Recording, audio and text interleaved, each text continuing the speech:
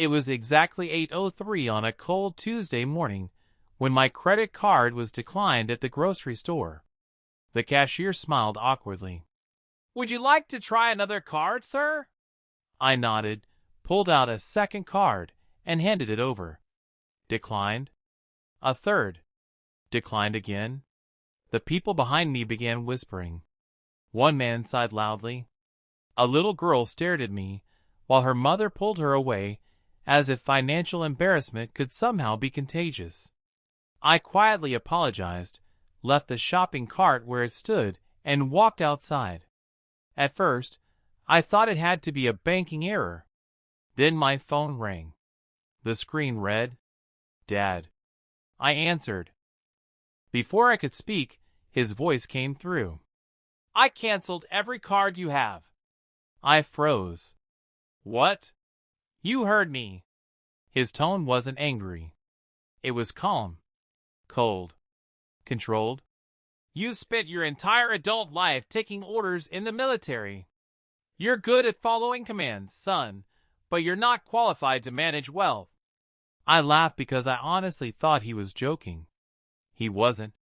"I'm protecting the family assets." "The family assets?" I repeated. "Everything was built by me. You're too emotional to handle real money." I stayed silent. He mistook my silence for defeat. "I've also contacted the investment advisors. They won't be speaking with you anymore." Then he hung up. No argument. No explanation. Just certainty. Most people would have panicked. I didn't. Because there was one thing my father had never understood. Money wasn't power. Control was. And he had just surrendered both. My name is Daniel Carter. I'm 48 years old. For 25 years, I served in military intelligence. People assume intelligence officers fight wars. Sometimes. But most of our work involves protecting governments, negotiating billion-dollar operations, and making impossible decisions under enormous pressure. One lesson stayed with me. Never place every key in one person's hand. Especially family. My father, Richard Carter, had always believed he controlled everything. Businesses, properties, investments, even his children. Growing up, every birthday gift came with conditions. Every favor created a debt. Every compliment demanded loyalty. He called it discipline.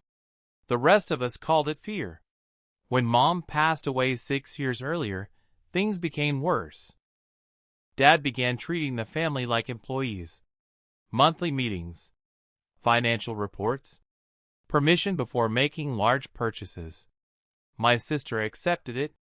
My younger brother depended on him. I quietly smiled and let him believe I did too. Because while everyone assumed Dad owned everything, he didn't. Years earlier, while deployed overseas, I'd learned something from a retired banker during a humanitarian mission. He told me, "Real wealth isn't what people see. It's what they never know exists." Those words changed my life. Every military bonus, every consulting payment after deployments, every speaking engagement, every investment. I never mixed any of it with family money. Instead, I built something quietly, patiently, over 20 years. Nobody noticed. Not even my father. Especially not my father. After his phone call, I drove straight to a downtown office building. Not the bank. The headquarters of Carter Strategic Holdings. Most people assumed Dad owned it. Technically, he only owned 28%. The remaining shares were scattered through trusts, employee ownership programs, and private investors. One signature controlled the voting rights. Mine. Years earlier, when Dad nearly bankrupted the company expanding too aggressively, I'd rescued everything. But I made one condition. The ownership structure would change permanently. He signed without reading every page. His lawyers approved it. He never questioned it because his ego convinced him no one could outthink him. He was wrong. I walked into the boardroom. The directors were already waiting. "Morning, Mr. Carter." I nodded. "We'll begin." Within 30 minutes, the emergency vote was complete. Richard Carter was officially removed as executive chairman, not because I wanted revenge, because he'd violated company governance by interfering with financial operations involving executive accounts. Ironically, canceling my cards became legal evidence. The attorneys smiled. "It couldn't have been easier." I simply nodded. Still no anger. No celebration. Just another mission completed.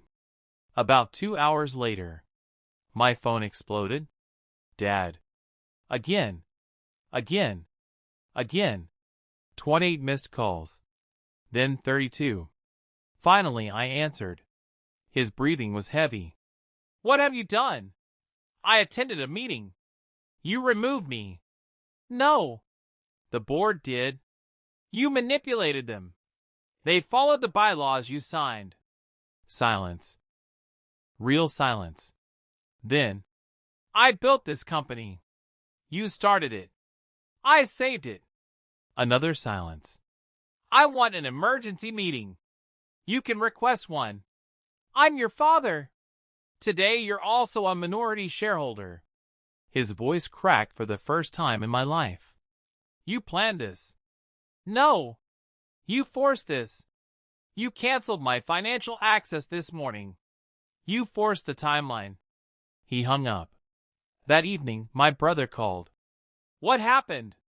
I explained everything. He couldn't believe it. "I thought Dad owned everything." "So did Dad," my sister cried. Not because he lost power. Because she finally understood she'd lived under an illusion for decades. 3 days later, Dad requested a face-to-face meeting. Not in his office. Mine. He walked in looking 10 years older. No expensive confidence. No commanding posture. Just a tired man carrying too much pride. For several minutes neither of us spoke. Finally he asked, "When did you become richer than me?" I smiled. "That's the wrong question." He frowned. "Then what's the right one? When did you stop knowing your own son?" His eyes dropped. For the first time, there was no argument. Only regret. He admitted something I'd never expected. "I always believed if I controlled money, I'd keep my family close." I nodded slowly. "But control pushed everyone away." The room became quiet again. "I thought success meant people needed me." I answered gently. "Love doesn't grow from dependency. It grows from trust." He looked around my office. Family photographs. Military medals. Pictures of charity projects. Employees laughing at company events. "You built all this without telling me." "I tried telling you." "You never listened." His shoulders slumped. Years of pride seemed to disappear in seconds. "I'm sorry." Simple words. Late words. But genuine. I accepted the apology. Not because the past disappeared. Because carrying bitterness would have made me no different than him. Over the following months, things slowly changed. Dad stepped away from business completely. Instead of attending board meetings, he started volunteering with veterans. Instead of giving financial lectures, he began asking questions. Listening. Learning. One afternoon, he admitted something that stayed with me forever. "I spent my entire life believing wealth was measured by what I controlled." He smiled sadly. "You proved it's measured by what survives after control disappears." Today our relationship isn't perfect. Some scars never fully heal. But it's honest. He no longer checks anyone's bank account. He no longer demands reports. Birthdays became family dinners again. Christmas returned to laughter instead of balance sheets. Sometimes people ask why I never humiliated him publicly. Why I didn't celebrate removing him. The answer is simple. Victory isn't destroying someone. It's ending the reason the fight existed. Because real power doesn't come from freezing someone's credit cards. It doesn't come from bank accounts. It doesn't come from titles or signatures. Real power comes from discipline, patience, preparation, and knowing exactly when to stay silent. My father believed canceling my cards would remind me who controlled the money. Instead, it reminded him who had quietly built a future no one could take away. And that's the difference between inherited wealth and earned legacy. 6 months passed. The headlines had long disappeared. Business magazines moved on to the next corporate scandal. But inside our family, the real story was only beginning. Dad no longer arrived at family dinners with spreadsheets under his arm. Instead, he came carrying desserts. He laughed more, talked less. For the first time in decades, my nephews weren't afraid of saying the wrong thing around him. One Saturday afternoon, he unexpectedly knocked on my front door. He wasn't wearing his expensive tailored suit, just jeans, an old jacket, and a baseball cap. I was hoping we could talk. I invited him inside. He looked around my home. Nothing had changed. The same modest furniture. The same photographs from military deployments. The same old coffee table he'd once criticized for being too cheap. He smiled. I finally understand why you never tried to impress anyone. I poured 2 cups of coffee. What changed your mind? He stared into his cup. After the board removed me, I expected everyone to leave. And? They did. He gave a quiet laugh. My business friends stopped calling. The investors found someone more important. The people who used to tell me I was brilliant suddenly became busy. He looked up at me. The only people who stayed were my family. I nodded. That's how you know who actually loves you. He sat silently for a long moment before reaching into his jacket. He placed an old leather notebook on the table. I want you to have this. I opened it carefully. Inside were handwritten notes dating back almost 40 years. Business ideas, personal goals, dreams he'd written before I was even born. On the very first page, one sentence caught my attention. I don't want my children to struggle the way I did. I looked at him. So this was never about greed. He slowly shook his head. No. It started as fear. He rubbed his hands together. When I was young, we lost everything. My father trusted the wrong people. We couldn't even afford groceries. I promised myself my family would never experience that again. His voice trembled. But somewhere along the way, I stopped protecting my family and started controlling them. For the first time, I understood him. Not because I agreed with what he'd done, but because I finally understood where it came from. Pain, fear, and a lifetime spent believing control was the only form of safety. A month later, the company celebrated its 50th anniversary. The board wanted to honor me as the new chairman. I accepted on one condition. Dad would stand beside me.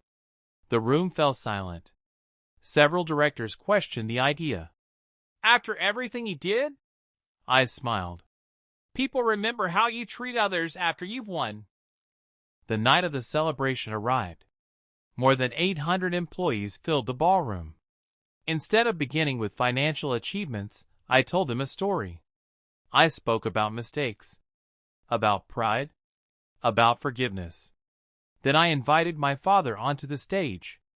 He looked surprised. As he reached the microphone, his hand shook. I spent years believing leadership meant everyone obeyed me.